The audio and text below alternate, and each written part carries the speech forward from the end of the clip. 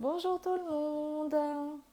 Bonjour à toutes et à tous qui me rejoignez pour cette nouvelle vidéo où j'accueille aujourd'hui une nouvelle invitée autour du potager. Parce qu'en ce moment je suis en plein dedans, donc je me suis dit que c'est un thème qui pourrait vous intéresser.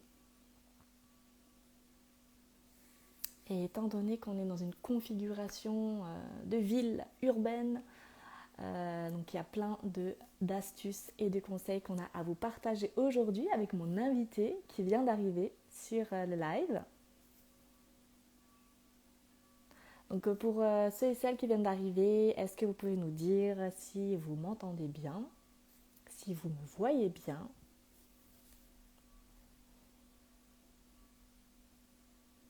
Voilà, vous pouvez mettre un petit pouce dans le chat en attendant que les personnes arrivent.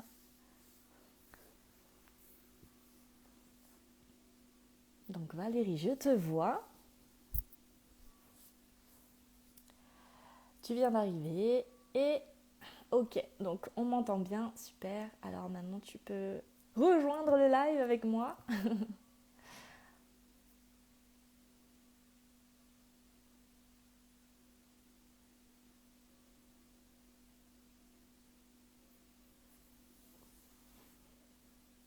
En tout cas, j'espère que vous allez tous bien avec ce soleil.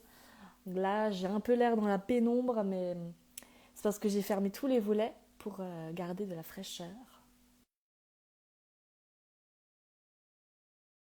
De t'avoir aujourd'hui.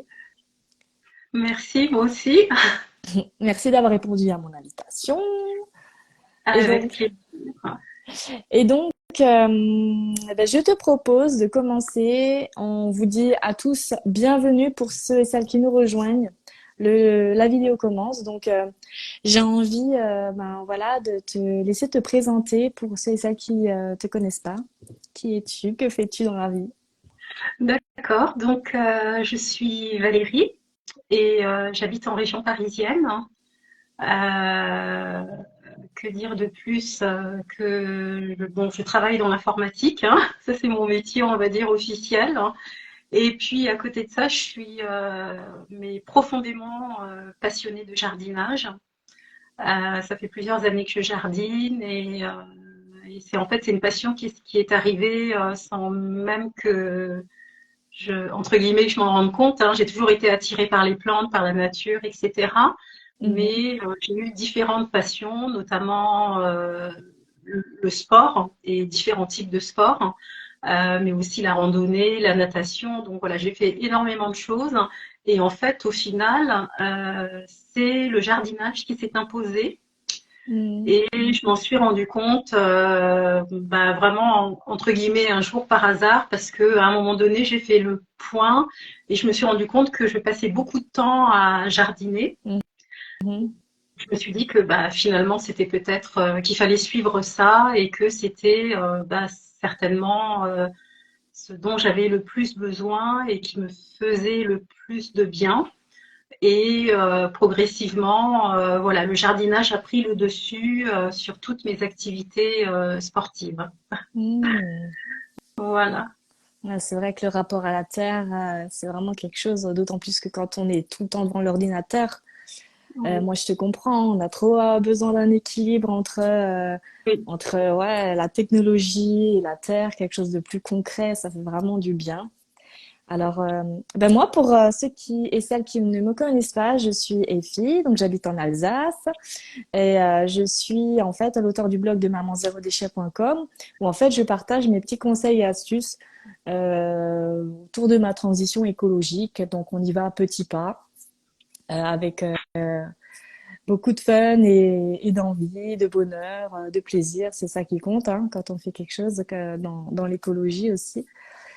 Et ouais, je m'intéresse à tout ce qui touche autour de l'éco-consommation, de l'autosuffisance alimentaire, d'où mon envie cette année de créer un potager urbain Mhm. alors, dans ma cour, qui est beaucoup plus grande que ton balcon, hein. Tu vas nous en parler après. Et du coup, tout est hors sol. Donc, moi, je fais tout hors sol, un peu comme toi, je suppose. Bah oui.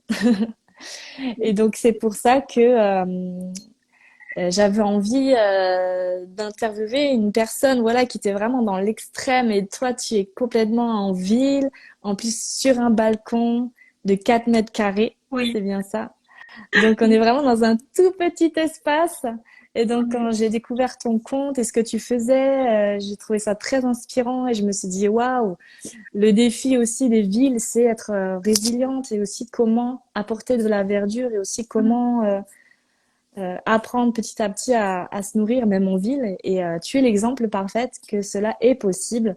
Donc, c'est pour ça que je t'ai invité et je pense que tu as beaucoup, beaucoup de choses à nous partager aujourd'hui. Donc, du coup, après avoir découvert ton compte, j'ai vu que tu avais sorti un livre, donc je suis allée l'acheter et j'ai trouvé plein plein de petites perles sur comment cultiver sur une petite surface, sur un balcon. Donc est-ce que tu peux un petit peu nous parler de ce balcon et comment tu en es arrivé à commencer à cultiver sur une si petite surface? D'accord. Alors, déjà, ce qu'il faut savoir, c'est que ça s'est fait progressivement. Ça s'est fait sur plusieurs années. Bien évidemment, quand je suis arrivée dans cet appartement, le balcon était l'un des critères les plus importants, Oui. c'est-à-dire balcon, mais aussi exposition et luminosité, parce qu'en fait, je Mhm. venais d'un rez-de-chaussée Mhm. qui donnait sur cour verdoyante, et donc c'était assez lumineux, mais j'étais quand même en rez-de-chaussée. Et puis surtout, j'avais vraiment pas d'espace pour cultiver. Alors j'avais des rebords, hein, j'avais des grandes baies vitrées, donc j'avais des rebords qui me permettaient de mettre des balconnières, des pots, etc. Mais j'avais pas vraiment d'espace approprié. Et en plus, je mettais mes pots, mais c'était pas totalement autorisé en fait. Mhm. Euh, donc ça passait parce que c'était sur une cour où je dirais il y avait une autre résidence avec un vis-à-vis un petit peu éloigné. Donc visuellement ça gênait pas, mais voilà, je n'avais pas vraiment d'espace particulier. Et donc quand j'ai souhaité déménager, voilà, donc l'un des premiers critères c'était de la lumière, hein, mais énormément, le plus de lumière possible et idéalement une exposition sud-ouest pour pouvoir faire des cultures. Mhm. Après, la surface du balcon n'était pas très importante pour moi. Celui-ci fait 4 mètres carrés. Bon, il est évident que si j'avais eu une surface plus grande, ça aurait été encore mieux. Mhm. Mais 4 mètres carrés, je trouvais ça déjà très bien. Et donc, j'ai commencé progressivement avec quelques pots. Et au fur et à mesure, j'ai rajouté des pots, j'ai essayé d'optimiser, je me suis lancée dans des cultures un peu plus, entre guillemets, audacieuses. Et donc voilà, ça s'est fait vraiment comme ça, sur la durée et dans la continuité. Mhm. Alors, tu as commencé quand? Enfin, quelle année à peu près? Alors, Il y a combien de temps? je suis en train de réfléchir, je suis arrivée dans cet appartement en 2005. Mhm. Donc ça fait déjà un petit moment. En sachant qu'avant, voilà, je jardinais déjà un petit peu avec très peu d'espace, notamment donc l'appartement que j'avais qui était en rez-de-chaussée. Et avant le rez-de-chaussée, j'avais un appartement qui était un premier étage qui donnait sur rue et sur cour, donc toujours en région parisienne. Là, pour le coup, je n'avais que des rebords de fenêtres. Donc en fait, c'est avec ces rebords de fenêtres que j'ai commencé où j'avais deux, trois balconnières hein, et je mettais Mhm. principalement des aromatiques et des Ouais. géraniums. Hein. Après, j'ai eu le rez-de-chaussée, l'appartement en rez-de-chaussée, donc là, j'ai pu mettre un petit peu plus, mais ça restait quand même relativement restreint. Et c'était toujours aussi beaucoup d'aromatiques et beaucoup de fleurs. Mhm. Et quand je suis arrivée ici avec ce balcon, j'ai eu envie d'aller au-delà des aromatiques. Et donc, Alors, justement, qu'est-ce que tu cultives dans tes pots voilà. Alors, qui sont pas aromatiques? Alors, à l'instant T, beaucoup de tomates, hein, parce que Ouais. je suis une flemme de tomates. Ça, Hein, ça pousse et très bien en pot. ah oui, oui, très très bien en pot. En plus, on peut vraiment adapter enfin, comment dire, choisir le type de tomate. c'est-à-dire des tomates à croissance déterminée Mm. versus des tomates à croissance indéterminée. Donc vraiment la tomate, c'est hyper facile. Euh, voilà, en tout cas, voilà, c'est vraiment très très facile. Donc je cultive énormément de tomates parce que je suis une fan de tomates. Mais là, par exemple, cette année, ben, j'ai des concombres, j'ai mis du melon aussi, j'ai mis un plant de potimarron, j'ai mis ce qu'on appelle la cerise de terre. En fait, c'est un physalis, Mhm. euh, mais c'est un physalis qui va pas être très haut en fait, Mm. qui va être plutôt relativement bas et qui va avoir une certaine précocité. Comme je suis au nord de la Loire, j'avais testé le physalis classique et je me suis rendu compte que j'avais les fruits relativement tard en saison. Donc là, j'ai changé de variété pour avoir des fruits un petit peu plus tôt, donc un autre type de physalis. Qu'est-ce que je cultive? Je cultive énormément de choux. Alors pour les choux, je privilégie, merci. Pour les choux, je privilégie Je tout ce monte qui est les images. ouais, choux quel. Mais je cultive aussi des haricots, des petits pois. Enfin voilà, vraiment, je cultive une très très grande diversité de plantes. Mm. Voilà, Ouais, là ta c'est les petite école de tomates. tomates. Ah ouais, Et tomates. quand tu dis croissance Déterminées, indéterminées. déterminée et indéterminée, est-ce que tu peux préciser pour ceux et celles qui connaissent pas? Ça veut dire quoi exactement? Alors oui, c'est vrai que tout le monde le sait pas forcément, mais en fait dans les tomates, on va avoir deux typologies par rapport à la taille des tomates. On va avoir des tomates dites à croissance déterminée, qui vont donc avoir génétiquement une taille déjà prédéterminée, et en général elles n'iront pas au-delà de cette taille. Et Ah, donc dans voilà. cette typologie de tomates, on peut avoir des tomates qui font 20-30 cm de hauteur, jusqu'à 1 mètre, 1 mètre 20 par Mhm. exemple. Donc voilà, toute une variété, diversité de taille. Donc ça, c'est la première typologie. Et puis la typologie qu'en fait la plupart des personnes connaissent, ce sont des tomates à croissance indéterminée. Et Mhm. ces tomates, en fait, elles vont, comme l'indique le nom, pousser indéfiniment jusqu'à ce qu'on décide éventuellement d'arrêter la croissance en Mhm. étayant le plan. Donc, pour moi, quand on a des très petits espaces, par exemple, si on a juste un rebord de fenêtre et qu'on n'a pas de balcon, ça peut être intéressant de s'orienter plus vers des tomates à croissance déterminée. Oui, parce que le but, c'est pas non plus d'envahir les voisins d'en dessous, d'au-dessus. Oui, et puis de toute façon, sur un rebord de fenêtre, on est limité. Donc, on va. Alors, tout dépend bien sûr du rebord de fenêtre, mais si c'est sur un garde-corps, on va simplement avoir la possibilité de mettre une balconnière, donc avec une profondeur plutôt restreinte. Et donc là, on peut pas. Enfin, le plus simple est de cultiver plutôt des tomates à croissance déterminée. Mhm. Et alors, les tomates à croissance déterminée, on n'en trouve pas forcément toujours beaucoup. Donc, ça peut être intéressant plutôt de partir de la graine, de choisir ses Mhm. variétés et de faire ses semis. D'accord. Et tu as une marque à nous conseiller? Toi, tu vas te fournir où? Chez qui? Alors, alors moi, je peux vous recommander le compte Cultive ta rue sur Instagram. Donc, c'est une association de passionnés de tomates qui a été fondée notamment par Pascal Antigny. Et c'est une association qui a pour but de promouvoir la biodiversité cultivée de la tomate. Et donc, quand on va sur le site internet de Cultive ta rue, on a accès à un choix mais impressionnant de Mhm. variétés de tomates avec une classification notamment pour les tomates dites dwarf, donc c'est le terme anglais, donc tomates à croissance déterminée, et puis les tomates à croissance indéterminée. Après, il y a tout un système de filtres qui permet de choisir par exemple la couleur, la forme, Mhm. etc., la précocité. Et donc là, en mettant les filtres en place, on va avoir accès sur le catalogue aux variétés en fait qui correspondent aux critères que l'on a mentionné. Mhm. Moi, je dirais il y a Cultive ta rue, parce que là, c'est vraiment spécialisé tomates. Ensuite, il y a un artisan semencier franco-américain qui est en Savoie, qui s'appelle Secret Seed Cartel.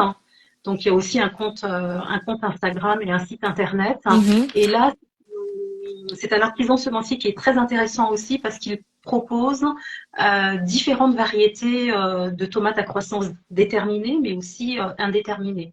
En tout cas, on a du choix en tomates à croissance déterminée. Waouh, donc ces deux références sont vraiment faites pour ceux et celles qui veulent vraiment acheter des tomates et autres plants hein, à croissance Oui, oui, oui. Oui. déterminée. Ces deux-là sont vraiment Noté. spécialisés, c'est là où on trouvera le plus de choix. Après, il y Hmm. a les artisans semenciers traditionnels, mais eux, leur catalogue est, je dirais, un petit peu plus limité pour les tomates à variété, les tomates à croissance déterminée. On va Hmm. peut-être simplement trouver une, deux ou trois variétés, mais Oui. pas plus. Alors que sur les deux références que je viens de vous citer, on a vraiment un choix qui est beaucoup plus large. Waouh, super, merci. Et donc, est-ce que tu aurais des astuces pour ceux qui aimeraient se lancer dans la culture sur balcon?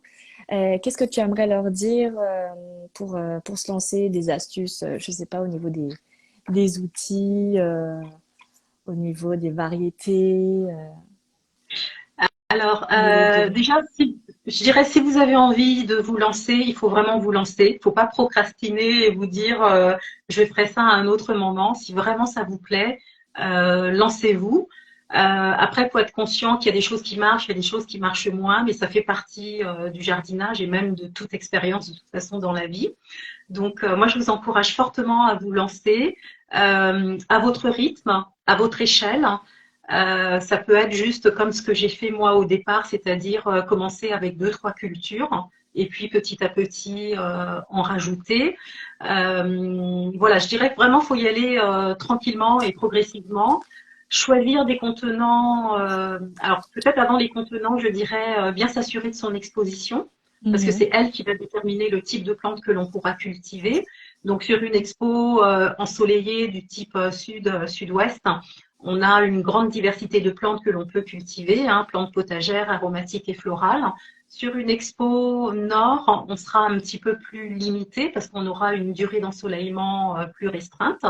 Mais c'est pas parce qu'on est limité qu'on ne peut rien faire. Au contraire, y a plein de choses à faire. Et là, il faut vraiment aller plus vers les plantes qui supportent ce type d'exposition avec une durée plus restreinte. Ensuite, je dirais choisir plutôt du bon terreau parce que dans les pots, les nutriments s'amenuisent très vite. Donc, choisir du bon terreau, plutôt un terreau potager, un terreau horticole riche en nutriments. Prévoir aussi au cours de la culture de faire des apports de compost, de fumier composté, etc. Parce que comme je le disais, les nutriments partent très vite dans les pots. Donc, il ne faut pas hésiter à nourrir les cultures au fur et à mesure. Ensuite, choisir plutôt des cultures relativement simples. Donc, de la laitue, des radis, des tomates. Voilà, vraiment, comment dire, choisir des cultures simples, efficaces et qui vont marcher. Parce que Mhm. c'est important quand on démarre, entre guillemets, de réussir de manière à maintenir l'enthousiasme, la motivation. Et donc pour ça, voilà, faut pas trop aller chercher des variétés compliquées. Il faut vraiment partir sur des choses très simples. Bien sûr, des variétés qu'on aime, hein, parce que le but c'est de se faire plaisir. Et puis voilà, vraiment d'y aller tranquillement. Ensuite, je dirais, il faut veiller aussi à l'arrosage. Hein. Encore une fois, un petit contenant, c'est pas comme dans le sol où potentiellement on peut avoir une réserve d'eau quand on n'est pas dans des situations de sécheresse. Le sol est un réservoir à eau, ce qui n'est pas du tout le cas dans un pot.